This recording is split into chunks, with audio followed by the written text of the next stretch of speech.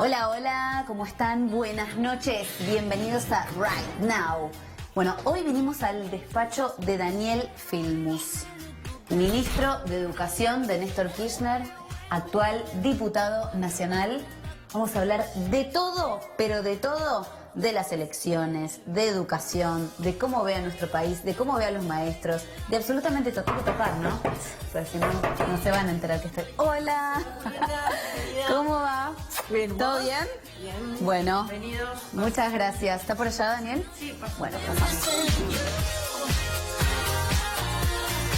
Duhovne, el ministro de Economía, no pudo responder a una pregunta tan elemental. ¿Cómo usted le pide a los inversores extranjeros que pongan la plata en Argentina y usted la tiene toda afuera? ¿Vos tenés la plata afuera, Eduardo? Yo sí. Hola. Hola, ¿qué tal? ¿Cómo estás? Muy bien, gracias por la visita. No, gracias a vos. Bueno, ¿cómo va, Daniel? Y bueno, ahí en plena campaña, peleando Sí, las últimas semanas antes de las PASO. sí. Y la verdad que con mucha voluntad de que nuestro pueblo dé una señal de decirle basta a esta situación tan grave que está viviendo. Como todo el mundo está angustiado porque no llega a fin de mes, porque tiene miedo de perder el trabajo, porque le aumentan las tarifas. La situación realmente es dramática, Sí. y esperemos que eso se exprese en estas elecciones. ¿Qué balance podés hacer hoy de lo que fue la educación en la era Macri? Mira, el mejor balance lo hizo Patricia Bullrich esta semana, ¿no? Cuando dijo que la gendarmería era mejor que la escuela pública. La frase completa en realidad de Patricia Bullrich es: Sí. la gendarmería es mucho mejor y está mucho más reconocida, dijo, que la escuela, que la universidad y que la iglesia. Y quiere reemplazar la posibilidad de ir a la escuela por ir una vez por semana 4 horas a hacer un curso en gendarmería, lo cual es gravísimo. Pero si uno se hubiera imaginado un ejemplo mejor, no lo consigue. La verdad que Sí. describe qué preocupación tiene la educación para Mauricio Macri, quien también en su momento había dicho, ¿te acordás? Los chicos caen en la escuela pública, y Vidal había dicho, Sí. ¿para qué queremos universidades si igual los pobres no llegan? Es de equidad que durante años hayamos poblado la provincia de Buenos Aires de universidades públicas, cuando todos los que estamos acá sabemos que nadie que nace en la pobreza en la Argentina hoy llega a la universidad. La ¿Qué te verdad- pasa a vos cuando escuchás ese tipo de frases? No, a mí me parece de una gravedad enorme, porque aparte de todo lo que significa sacarle la plata a la educación y que las escuelas se caigan y que no se construyan escuelas y que los chicos se vayan de la escuela, lo que ocurre es que lo que vos vivís cotidianamente es una falta de autoridad que genera poco respeto hacia la escuela. El daño que se está haciendo hoy a la educación no es para hoy solo. Digamos, en general la educación es algo de mediano y largo plazo, ¿no? Siempre. Cuando vos pensás en la historia argentina, nosotros tenemos la ley 1420, que es de 1884, Mirá. es una ley que aparte coloca a la Argentina entre los primeros países del mundo respecto a la educación, cuando en Brasil, acá al lado, había esclavismo todavía, ¿no? Hoy parece como utópico pensar que si pones las fichas en la educación, nuestro país va a salir adelante. ¿Lo es? La utopía puede servir para varias cosas, dice Galeano, que sirve para caminar en una dirección. Es un factor necesario, pero no suficiente para que salga adelante. En el sentido que es Sí. imprescindible, no hay. Cuando miremos los países, vos no decís, Arabia Saudita es un país muy rico porque está arriba de petróleo. Sí. Vos pensás, ¿qué país es importante? ¿Por qué educación tiene? ¿Por qué desarrollo científico Sí. tecnológico? Y eso es lo que le da a países muy chiquitos que tienen una importancia enorme en el mundo. Corea, Japón, Israel, Alemania. Son países muy chiquititos, pero tienen una importancia fundamental porque tienen una educación de altísima calidad y porque tienen ciencia y tecnología. No hay otra forma. La idea de que Argentina es un país rico porque tiene Sí. soja, o porque tiene trigo, o porque puede llegar a tener petróleo, es una idea falsa, porque esa riqueza sirve para el 10% de los argentinos. Si un país rico es un país a su vez que su población vive bien, sino ¿para qué quiere la riqueza? Quiero recordar, porque todos se acuerdan, que fuimos a pagar los sueldos de las provincias porque 7 provincias no pagaban los sueldos. Y cuando lo pagaban con un papelito que nos juraban que era plata, pero no era plata. Me parece que estuvo bueno eso que vos planteabas con respecto a lo que ofreció la ministra Bullrich, ¿no? esa especie de colimba disfrazada, ¿no? De lugar que aloje a todos estos chicos que están por ahí dando vueltas como si eso fuera lo mejor. Bueno, ahí la verdad que es de tal ignorancia lo que plantea Patricia Bullrich, que no sabe que, así como la 1420 puso la primaria obligatoria, nosotros en el año 2006, la Ley de Educación Nacional, puso la secundaria obligatoria.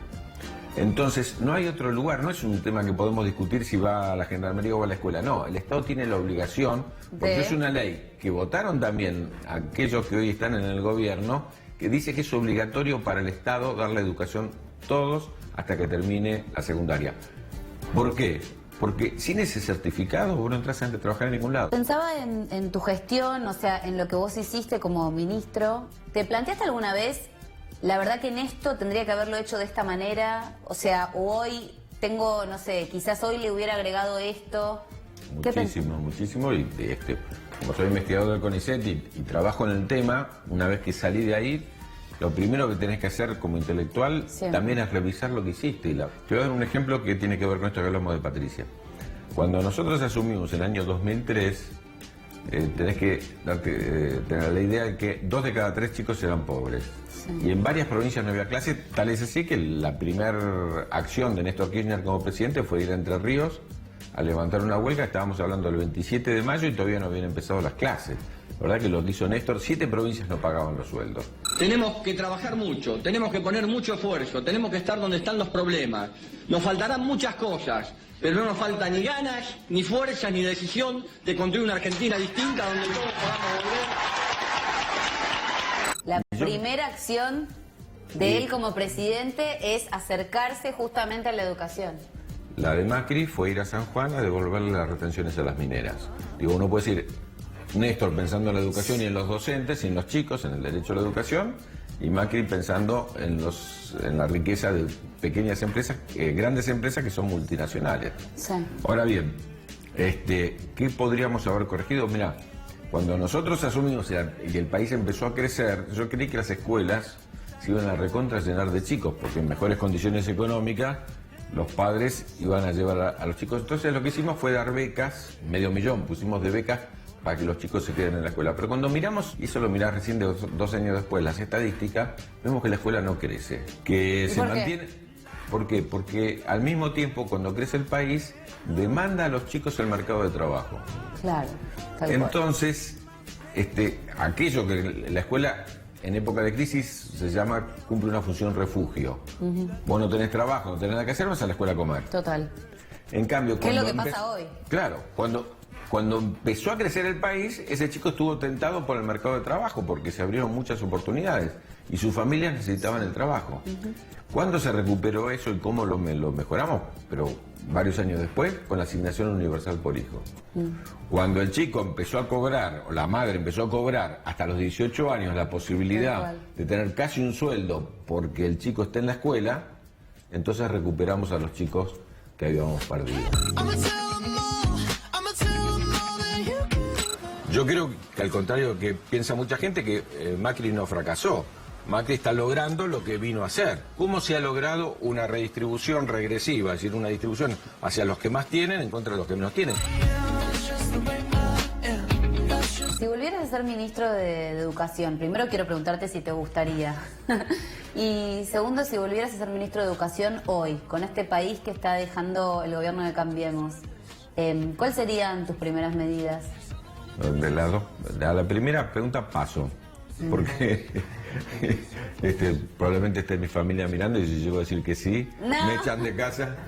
Un beso grande a Marisa y a toda tu familia. Ahora voy a la segunda pregunta que sí contesto. Yo creo que el principal problema que tenemos ahora es, primero, el nivel inicial y el nivel medio, que son obligatorios y todavía no está cubierto, es decir, la sala de 3 y 4 del nivel inicial.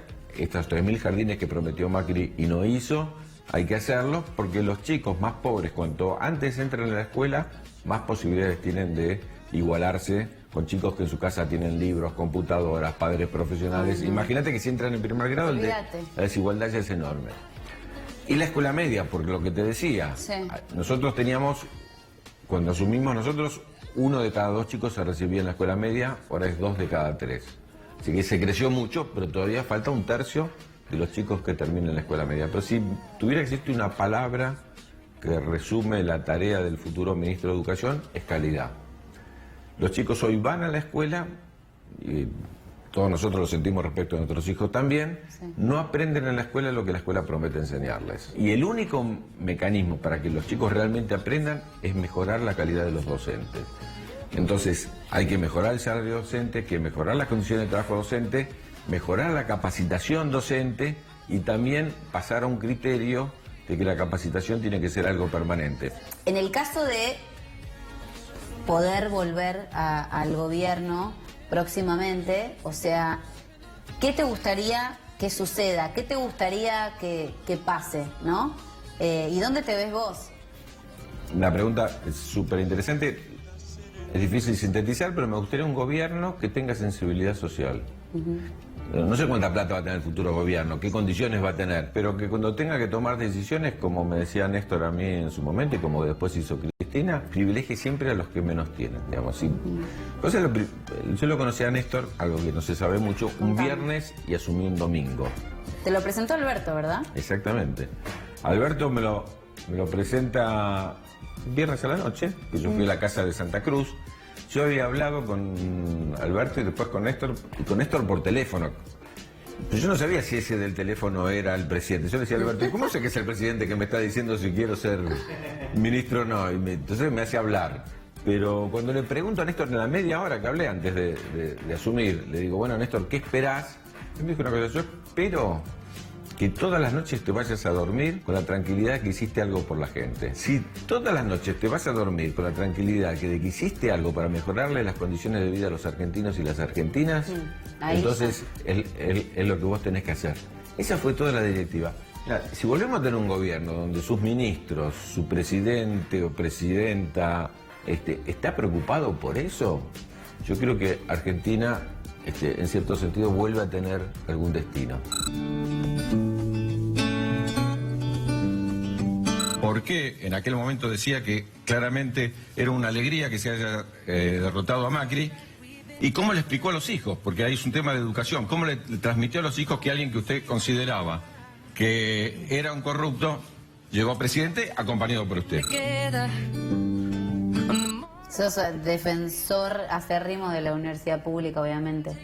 Por supuesto que sí, estamos justamente en el año que se cumple el aniversario de la gratuidad de la enseñanza, porque es verdad que la reforma universitaria en el 18 había logrado una universidad mucho más democrática, pero hasta que no llegó el peronismo no se colocó la gratuidad en la enseñanza superior. Sí. Yo hice, ¿te acordás? Un programa en el canal Encuentro y en la televisión pública entrevistando a todos los presidentes de América Latina. Y cuando hablamos de la universidad con Lula me dice, Lula hizo más universidades en Brasil que toda la historia de Brasil en esos 8 años. Y entonces me dice, pero no se trata solo de hacer universidades, sino qué sentido tienen las universidades. Entonces me dice, cuando yo asumí, dice Lula, había 40 millones de hambrientos en Brasil, pero las carreras de dietología estaban mucho más preocupadas en cómo adelgazaban a los ricos que cómo engordaban a los pobres.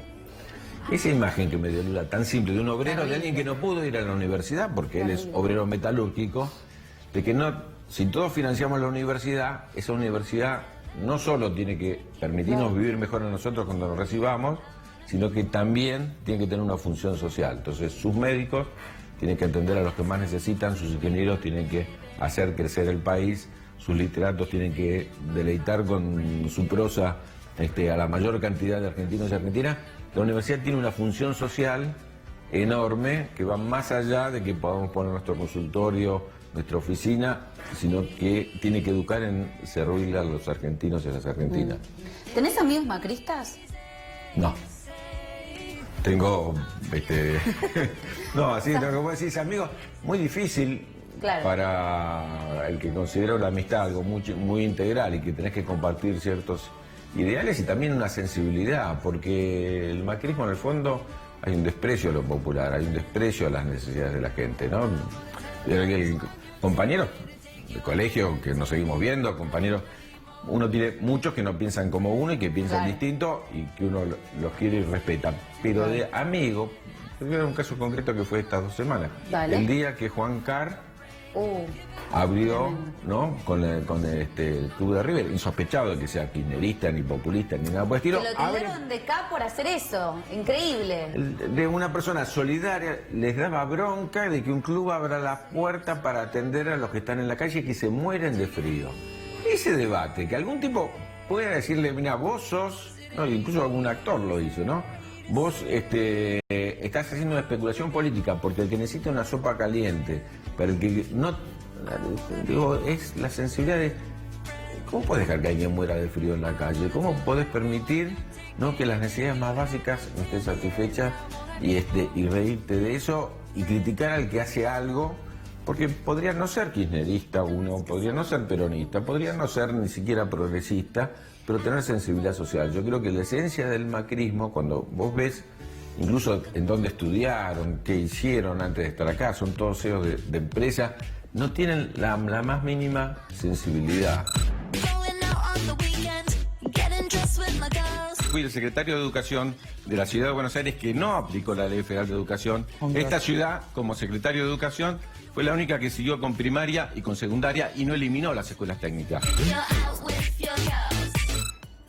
¿Pensaste alguna vez que Macri iba a llegar a ser presidente de la Argentina? La verdad que no.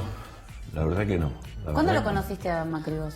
Bueno, yo competí con él en el 2007 y en el 2011, las dos veces en el balotaje. Llegamos a balotar las dos veces. Las dos veces fueron competencias fuertes. Era claro que competíamos en una ciudad que naturalmente al peronismo, las ciudades grandes de amplios sectores medios no son simpatizantes necesariamente del peronismo, pero nunca imaginé que iba a poder, por ejemplo, que el macrismo podía gobernar la provincia de Buenos Aires, que es una provincia con sectores populares realmente enormes. La verdad es que hay que decir que la derecha tiene en la Argentina y en el mundo una capacidad de comunicación, una capacidad, bueno, como sufrí yo en aquel momento de la campaña sucia que nos hicieron, tiene una capacidad enorme que a nosotros nos cuesta mucho más de poder explicar fácilmente cosas que son difíciles, ¿no? ¿Esta es una campaña sucia, te parece, como la está planteando el gobierno? Pero totalmente, porque el eje central de la campaña no es que los voten a ellos, sino que no voten a los otros. Entonces necesitan agredir, que el otro es marxista, que el otro es ladrón, que el otro... Entonces está hecho, es una campaña muy bien estudiada, que el objetivo no es que la gente le crea que ya sabe que no le cree a ellos, sino que piense que los otros son peores, entonces que los vote a ellos para que no ganen los otros. Todo el eje y toda la estructura de esta campaña, el gobierno la pensó en esa dirección. No, al otro día de ganar las elecciones hay que llamar de la oposición a aquellos que realmente en la resolución de los problemas concretos sean los más capaces de integrarlos al gobierno. ¿Te imaginabas que Pichetto se iba a pasar a la fórmula de Macri? No, jamás. Yo fui senador 6 años con Pichetto, así que jamás me hubiera imaginado que... ¿Qué le pasó? ¿Por qué? Bueno, hay que preguntarle a él. Yo no interpreto a los otros, pero no, jamás me hubiera imaginado. Estábamos hablando del CONICET. ¿Qué sentiste cuando viste a esa científica del CONICET en el programa de Santiago del Moro? En primer lugar, admiración por la científica, porque ya dedicarse a la ciencia ya tiene que ver con que el resultado de tu trabajo es para el bien común. Sí. Digamos, es una de las profesiones que vos querés investigar, avanzar más, si es en la ciencia dura, las ciencias sociales también, pero el beneficio tiene que ser para todos. Entonces, por un lado. Y otro, que se vea forzada a hacer a tener esa situación. Y aparte, como se supo después, era la esposa de un funcionario de este gobierno. Así que impensado que lo hizo por una especulación política. Entonces muestra en la realidad lo que están viviendo, porque los científicos, vos tenés que tener una idea de que trabajan muy en el mediano y largo plazo. Y vos cortás, Argentina tiene más premio Nobel que todo el hemisferio sur, para que te des una idea. Y eso es de una tradición científica, incluso en ciencias duras, en las biomédicas, donde fundamentalmente tenemos premio Nobel, que son muchos años de acumulación para poder tener un resultado. La dictadura cortó eso, y Alfonsín muy bien lo comenzó a recuperar. Después vino el menemismo que lo volvió a cortar. Y nosotros creamos el Ministerio de Ciencia y Tecnología. Yo fui ministro de Educación, Ciencia y Tecnología. Después se creó y recuperamos la perspectiva científica y abrimos la puerta para que muchos puedan ser investigadores. Y la verdad es que Argentina volvió a crecer. Este retroceso, ¿sí?, es de una magnitud para los científicos enorme, porque no se trata de un sueldo solamente que se está deteriorando. Hay que decirlo, los científicos tienen sueldo internacional. Los buenos científicos te los compran. Argentina no tiene físicos y no tiene más remedio que empezar a formar físicos para dentro de 5, 6, 7 años. Estados Unidos no tiene físicos y ofrece al mundo a los mejores físicos para que vayan a trabajar por un sueldo mucho mayor. Nosotros no tenemos un sueldo competitivo. Entonces, por un lado está el sueldo, pero por el otro lado, los insumos para la ciencia, por ejemplo, con esta devaluación, todos los insumos de la ciencia son importados. Imagínate. Y los presupuestos, digamos, si vos mirás el presupuesto, cae. Entonces tenemos menos presupuesto, un dólar más alto.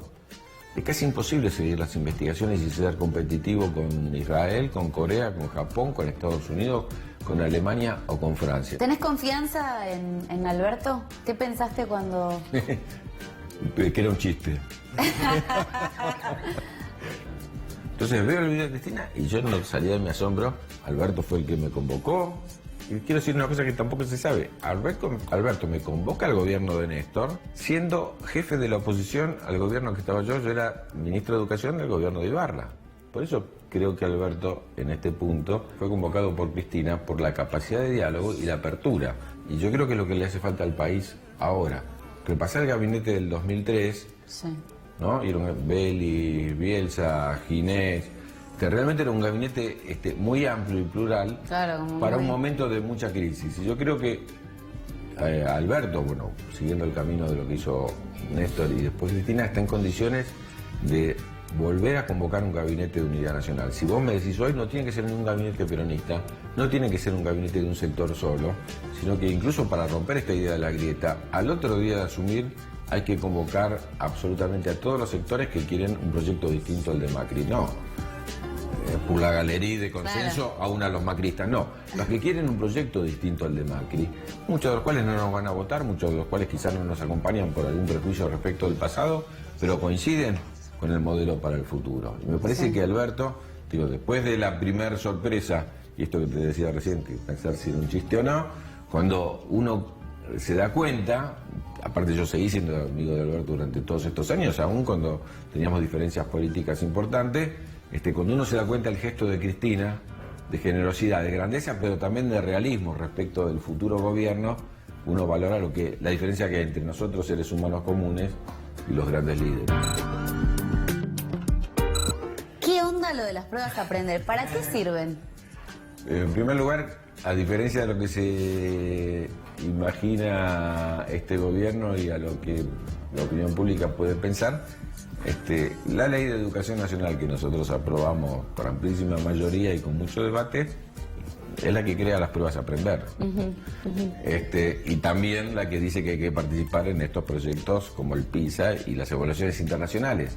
Lo que este gobierno no se da cuenta es para qué sirven esas pruebas. Lo voy a hacer bastante gráfico. Una prueba sirve a los solos efectos, estandarizada, multiple choice. Sí. Solo sirve para que vos sepas en qué cosas estás bien, en qué cosas estás mal, en qué cosas estás más o menos. Sí, mira, tenemos que enfocar mucho más en esto. Hay que meterle y no en garra esto, acá. Ciencias sociales, ciencias naturales, qué cosa de la lengua, qué cosa de la matemática, el cálculo básico vos tenés que mejorar. Sirve para eso, no para evaluar la calidad, porque la educación no es una autopista. No es que vos entraste así y saliste así. Las autopistas son iguales en todo el mundo. La educación, lo importante es el camino, es el sendero. Vos aprendés mientras que estás. Entonces es un proceso. Y la única forma de evaluar los aprendizajes es seguir el proceso. Vos evaluás el proceso de aprendizaje de un chico, no cómo está al final. Puede ser que un chico aprendió mucho menos, ¿sí?, pero tiene otras características que otro que aprendió mucho más, pero partió de un punto de inicio muy inferior. Y mucho menos de lo que hizo el gobierno este año. Todos los que me miren ahora, sépanlo. El gobierno mintió este año y dijo que el 80% de los chicos en las pruebas de aprender saben leer y escribir perfectamente e interpretar críticamente un texto. El 80%, el año pasado era el 50%. No existe en el mundo que en un año... No me lo creo mucho igual. Claro, que vos pases del 50 al 80, no existe, no hay.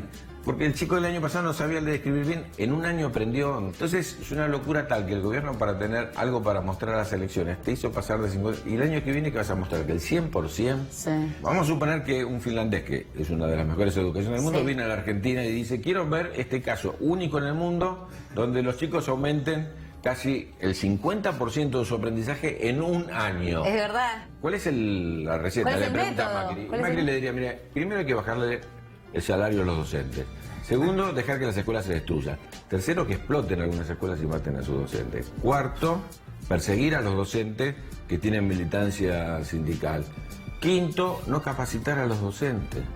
No tener 180 días de clase. Si alguien va a mirar cuál es la razón por la cual los chicos mejoraron el 50% su aprendizaje, como este gobierno mintió y en las publicidades lo está mintiendo Sí. ahora, sería una sorpresa enorme. Eso no es así. Desvaloriza las pruebas, desnaturaliza las pruebas. Las pruebas son importantes para saber en qué fallamos y cómo mejoramos. No para estigmatizar a la escuela o no para mentir para una campaña electoral.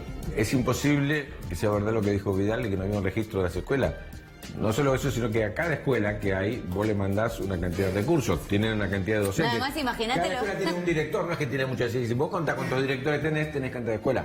Y hay una diferencia entre escuelas y edificios escolares. La provincia de Buenos Aires, como cualquier otra provincia, tiene el registro de cuántas escuelas y cuántos edificios escolares, porque vos en un mismo edificio escolar podés tener 2 o 3 escuelas. Claro, mira si no vas a saber cuántas escuelas hay, con lo difícil que... No, es...